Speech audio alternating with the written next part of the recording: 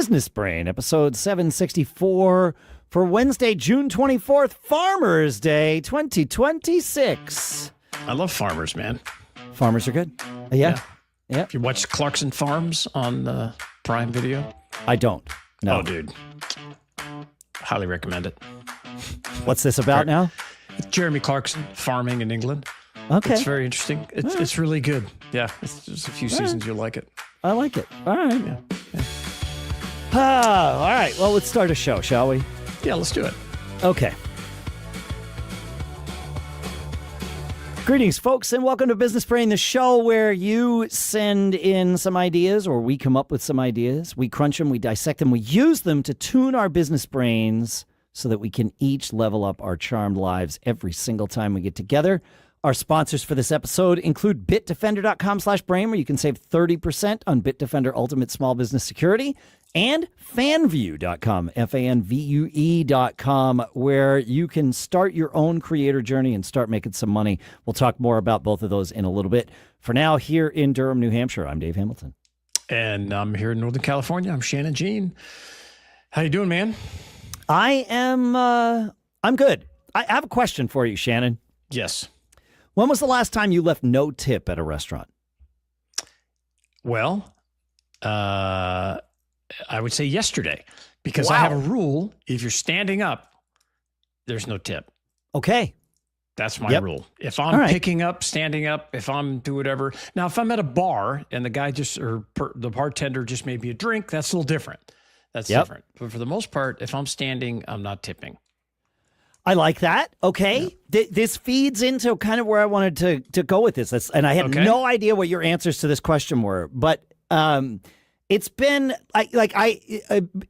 using your metrics. I basically follow your metrics exactly.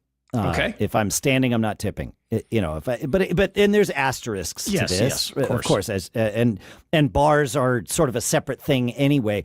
But bars are a good example.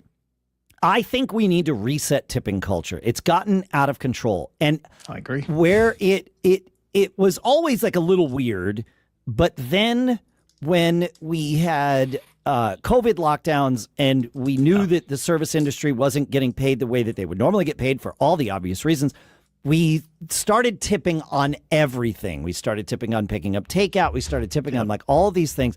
And I was totally fine with it. I was making plenty of money during COVID, and I was happy to share that with people that weren't. Like, it was totally fine. But that never really went away. And now we've got this weird thing where, I'm checking out at the freaking, pharmacy, and it's like, do you want to tip? And it's like, why would I? No, I don't. Yes. But there's that moment of like, well, is there an expectation that I should? Like all of this. So I think we need to reset it. And I love your example about bars, and I had bars on my list too, because with a bar, if I'm going up and getting one drink, and it's different when you have a tab at the end of the night versus a drink at a time, although I don't know why that is the case, but I'm acknowledging what is, not supporting it. But in the scenario where it's one drink at a time, if you go up and order a $7 beer, you're tipping them, let's say $1, right? Yeah, a buck or two. Yeah, right. The flat rate for making the drink for you.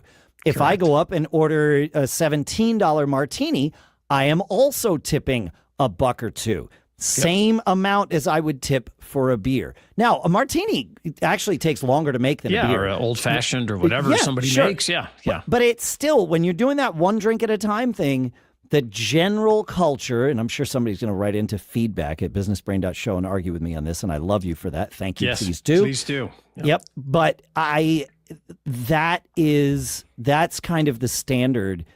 And I don't quite understand how we're going to fix this, but we need to reset things here, because it's just gotten out of hand where that the same, if you start looking at dollars per hour that we're spending on this, and it's like, okay, well, at one restaurant where a hamburger is $10, the tip is one price, and then at another restaurant where a hamburger is $25, the tip is a different price. Yeah. For why? And I I know I am asking that question rhetorically. I know we can answer that question, but I really love the tipping culture in Europe, where a tip is actually like not expected. Now, I realize that it in Europe the wages are different. Like it's a whole different thing. Here, you probably know this if you're listening to this show. There is a lower minimum wage for people that are in jobs that can solicit for tips, right? And that's great. And Shannon, technically, you can solicit for tips, which is why we pay you a lower hourly wage for doing this show. No. There you go. At the end, I'm going to flip the iPad over. Yeah, I have just a couple of questions for you. I love how they ask that. They turn over and they go, there's just a couple of questions. And I'm like, yeah, where's the no button? Where's the no button? Yeah. I paid $18 for a beer at the ballpark a couple weeks ago. And you go up and they flip the thing over. It's like, no, I'm not tipping you for you to hand me a can of beer. I'm just not going to do it, especially when it's 3 times what it should be. Right. That doesn't mean I don't have empathy for people in lower paying jobs. There's nothing to do with that. It's a separate thing. I love that tipping, and I'm a big fan of pendulums, right? I mean, I'm talking metaphorical pendulums here. Sure. I mean, pendulums themselves can be fine. That's not what this episode's about. Yeah. Where I believe we are at an extreme of the tipping pendulum in the USA right now, and I therefore like that, because extremes of the pendulum, when the pendulum's in the middle, change doesn't happen. When the pendulum is approaching an extreme, there becomes all this momentum and pushback, and here we are. And I mean, it's taken, what we've been doing this show 12 years, we've never talked about tipping. Yeah. Correct. And the other thing, like I was at a restaurant yesterday out on Ocean Beach in San Francisco, and when the bill came, there's 2 parts to this. Number one is, when I was younger, I was told, oh yeah, you don't tip on the tax. You tip on the bill, not then. And I was like, oh, that's interesting. Okay. I don't think anybody does that anymore. Everybody just tips. It's been lost. That is a lost art. Yeah. Lost art of tipping. And then the other thing that was on this bill, it being San Francisco, and maybe some other cities have this, there was a 6% like workers fund fee. And I thought, oh, okay, well, 6%. So I take my 20% and I go down to 14%. I'm just like, okay, well, that's great, but I don't live in San Francisco, and I pay lots of fees where I live to help my local community. Right. So it's like I feel I don't feel compelled to add more on. I certainly don't tip on top of the over 10% sales tax. Yeah. And because I live in California, and the 6% workers. So there's 16% right there on top of the bill. And then they want you to tip on top of that. And you're right. It's too much, man. It's gotten to be, there's too much going on here. And so it's becoming, if we had this conversation 2 years ago, we'd probably get a lot more pushback I think so. Than we people would today, right? Yeah. But people have tired of this. It's like, how much is too much? And my daughter's getting married this week, and they live in Italy much of the time. Oh, that's awesome. I didn't know it was this week. That's great. It is this week. Yeah, thank you. That's sweet. And they have many friends from Europe that are visiting here, and it's been somewhat comical sort of coaching them through the tipping process. And we heard that they tipped the bagger at the grocery store because they didn't know, like, who should you tip and who should you not? Who puts that on the checkout?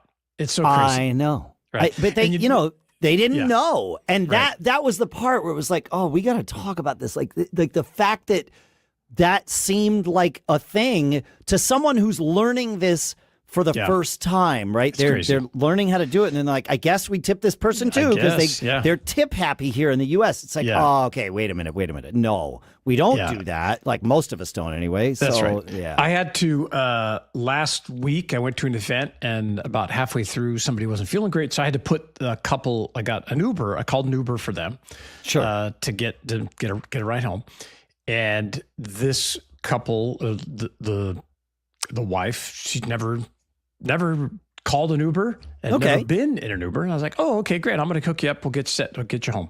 And so she says, well, I'll just pay him directly. I say, no, you won't. No, you won't. No, you won't. And then she's like, well, I'll do this. I'll tip him. I'm like, no, you won't. That's okay. I got it. Don't worry about it. Yeah. Right. And so this concept, she's like, well, I can't, how does this work? What do I do? And then, so they get home and I get the thing that pops up, Uber or Lyft is the same way. It says, how much you want to tip? And I noticed they have added a little line right below where would you like to tip so-and-so. It says 100% of the tip goes to, the driver. So they're not, because I know they're like DoorDash was kind of peeling off some of that to add to their ROI.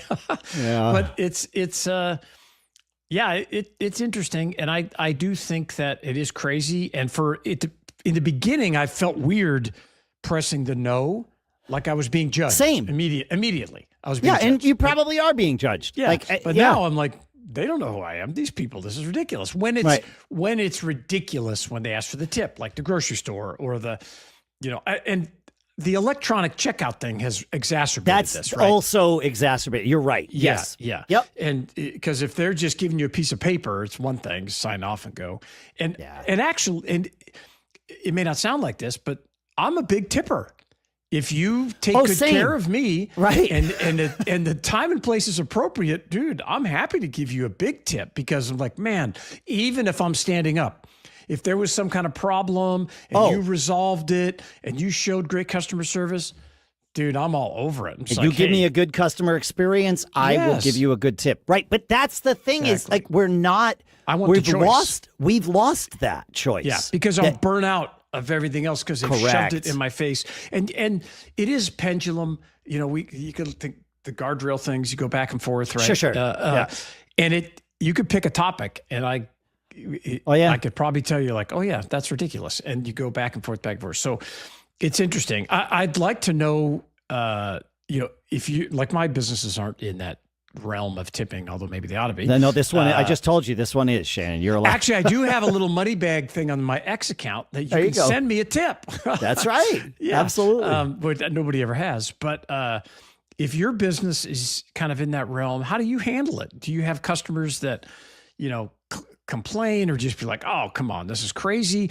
And I'd also like to know if you're using a point of sale system, either like on an iPad or in the little, whatever you use to put the card in, are there options to turn that off, or does it just as the merchant? You mean? Yeah, as a merchant, can you adjust it because you're like, hey, I don't want to do this to my customers? Let us know. Feedback@businessbrain.show. We would like to hear from you. Good stuff. Sure. And I know we have more about the customer experience to talk about. The next thing that I want to do is I want to talk about our sponsors. As we often say on this show, right? Every business is in the content business. It doesn't matter if you sell software or sandwiches. The way you reach people, build trust, and keep them coming back runs on content. And once you learn that, the next question gets interesting. If you're already making content, why aren't you earning from it directly? And that, my friends, is what caught my attention about our sponsor, FanVue.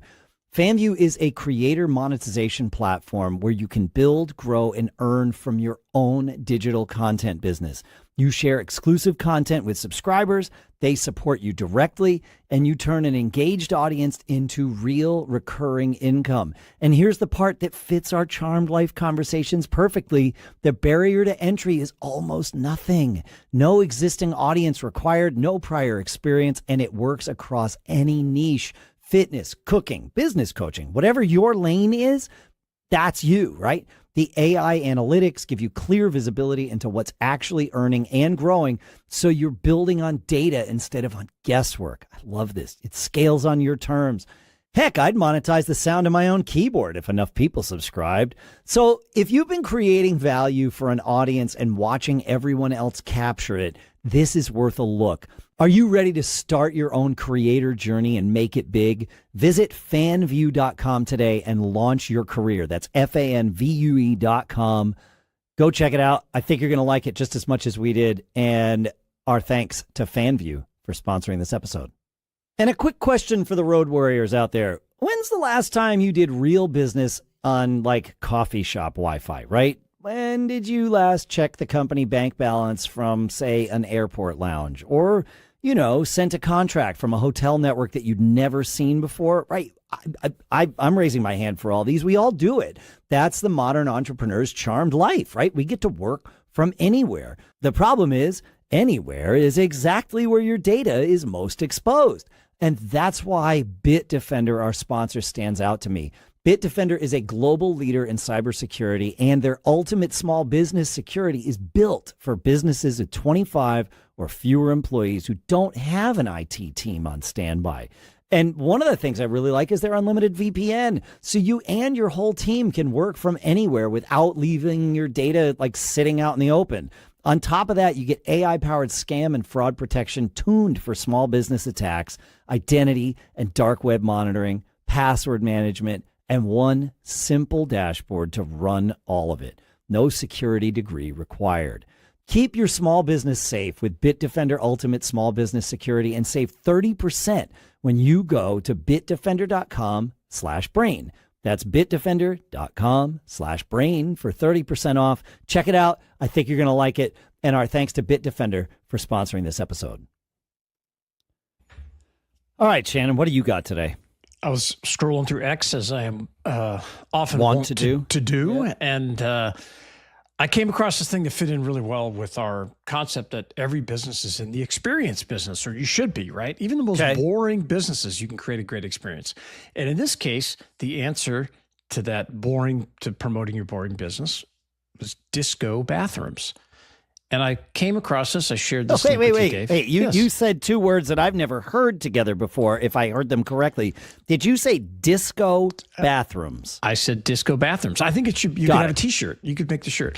And I'm gonna wear, like, I wear stupid shirts for some of my gigs. I'm just gonna have one that says disco bathrooms, and that's disco it. Bathroom. Yeah, that's it. Yes, and maybe a urinal and a disco ball. Yeah, disco ball. Perfect. Yeah, I think it'd be great. And I thought, what is this? And basically, this is a gas station somewhere in the South. And on their marquee up there, it says, "We have disco bathrooms." And so this woman who, let me see if I can pull this up. This woman, what's her name on her account? Nancy H. posted on X and said, "What? This is crazy." So she filmed themselves going in, and they go into this bathroom. It's a Marathon gas station. Gas station is what it is. Let me turn off sound while I watch this. And as they go in, there's a sign that says disco bathrooms this way. They go in, and the bathroom stalls have a man dancing and a woman dancing, right? And then you go in, and there's a disco ball hanging up, and there's a big button that says, "Do not press this button." And of course, you're going to press everybody the button. Says, "Do not push this red button." The lights go off, the disco ball comes, the music comes on, and everything's over spinning around. It's amazing. If you're watching this on YouTube, which you should be, you can see this video that Dave is playing in there now. It's pretty amazing. And I was like, man, this is exactly what I mean. If, it doesn't matter what business you have, you can make it interesting. You can make it fascinating. You can make it irreverent. You can come up with things and make it memorable. That's the main thing, memorable. So she posted this on June 18th. It's got over 1 million views just on X. I'm sure it's an Instagram post as well it's got, millions of views up there as well. Look at all that free exposure that something as simple as this, and just add that to your marketing routine. It doesn't cost you much money. It's like, how can we be different? Can we have a weird looking sign? Can we have, a strange, I don't know, name? Can you, mine when with Tech Restore was when you called, we talked about this, I think was the voicemail or the auto-attendant. Oh yeah, right. That I answered. What can you do? I recorded it a certain way, and I tried to joke around about it because everybody hates those things. And I kept with them the whole time. If they pressed this, they did this. And so just think about ways to do it and how to be creative. And if you're not sure about it, ask your AI, say, "Hey, I'm an accountant or I'm a landscape construction business, and these yahoos on this podcast, Business Brain, they were talking about being weird and coming up with something memorable. What would you suggest? I think my business is boring. What could I do?" Yeah. If you're a plumber, have you seen the wrap on the plumber where the toilet is the side of the door And so the driver is above. Looks so like he's sitting on the toilet. It looks like he's sitting on the toilet. People remember that. They post pictures of it online. As soon as you started describing it, like there I was. Yep. So that's what I'm talking about, is you're going to get all kinds of great exposure. You get all kinds of word of mouth. People remember it.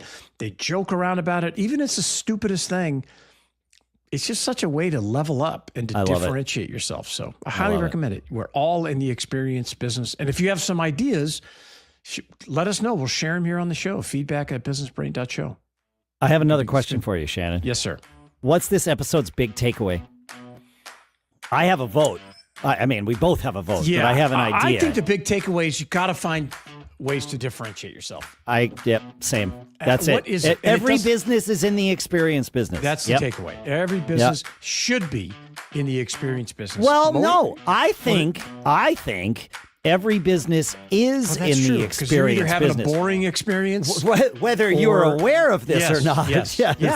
You're the music in your waiting room. Why does that have to be terrible? You know, there's there's actually a whole science to what music is okay. 80s music. That's the most recent music you can play, where the lyrics, even though the themes might be offensive to some or whatever, the lyrics are not. I love it. And that's also why modern country works, because a lot of that stuff, right? Same kind of thing. So the 80s in country, there's a reason that a lot of people, but anyway, but maybe I'm way in off on between a those tangent. songs, you could actually talk and be like, hey there, sorry. Wait, I mean, that's right. Yeah, become a DJ. Yeah, make it funny. That's right. Thank you for coming to WDEN, your favorite dentist radio. Exactly. That kind of thing. Make it funny. Why not? It's funny. And now you have a thought partner with Claude or ChatGPT. Yeah. They're not funny, but they can help you do funny things or do interesting things. So, absolutely. Yeah. Figure it out, man. It's a great opportunity. Thanks for hanging out. And make sure you visit businessbrain.com. Don't do that. No, don't do that. Businessbrain.show/blueprint to get this episode's big takeaway. That's where we're going to find that stuff for you. Got it. I think it's /blueprint, right? Do I have that right? Yeah, blueprint or blueprints. Yeah. Blueprints. That's right. Yes. Thanks for hanging out, folks. We'll see you on Friday. See ya.